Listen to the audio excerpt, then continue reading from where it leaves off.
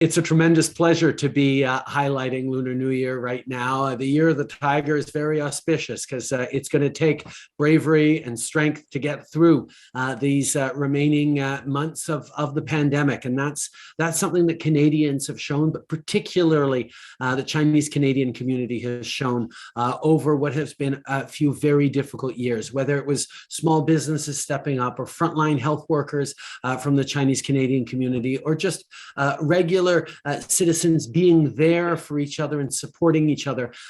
It has been extraordinary to see the way people have come together, and that's what we're going to stay focused on. So as we celebrate the new year, we're all disappointed we have to celebrate virtually again, but at the same time, we're knowing that we are strong because we hold together, and celebrating the Year of the Tiger will be a good one for the Chinese Canadian community and all communities celebrating. So I'm happy to say 新年快乐, 新年快乐. Thank you. And Canada-China relations last year was kind of difficult, to say the least. How would you describe the state of Canada-China relations at this moment and into the new year? I think everyone understands there are areas in which we need to work together with China. I think of climate change, for example, which is going to require global solutions that we all need to continue to work together. Then, of course, in the economic realm, we'll be working to try and create opportunities for our businesses, deepening trade ties in a way that reinforces our own values, but also our opportunities.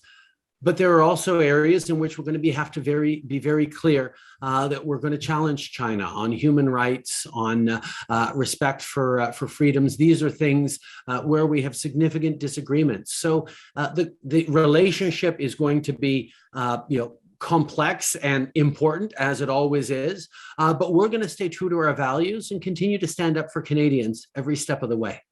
Canada joined our allies to diplomatic boycott Beijing Winter Olympics.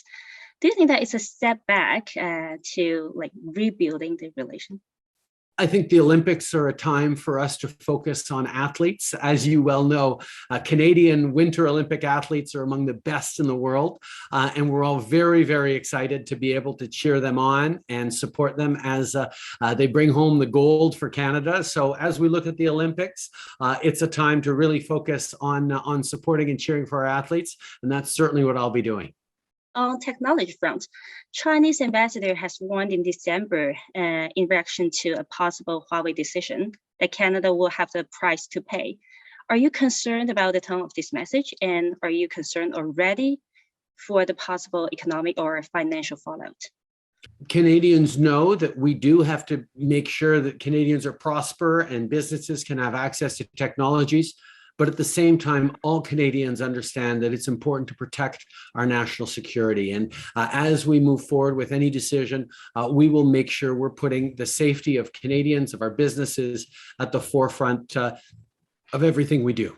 When can we expect the decision? It's been months.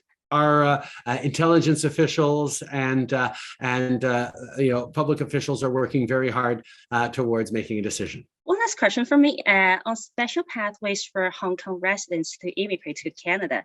According to IRCC, there are just thousands of applicants being received so far, which is way less than the previous influx. For example, the one in 1997. So are you considering more measures to show our support to Hong Kong?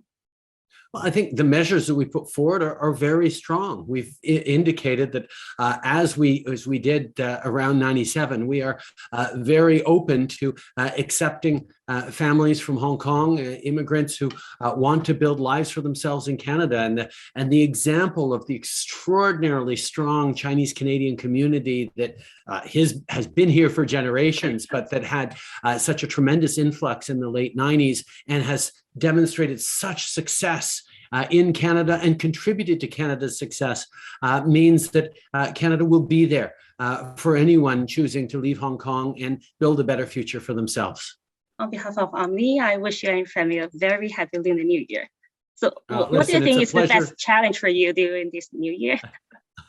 Well, you know what? There's so many challenges this year, whether it's getting through COVID or supporting families and making sure that Canadians stay strong and know that we have their backs. And we will continue to do that as we make sure that all Canadians are successful through these difficult times.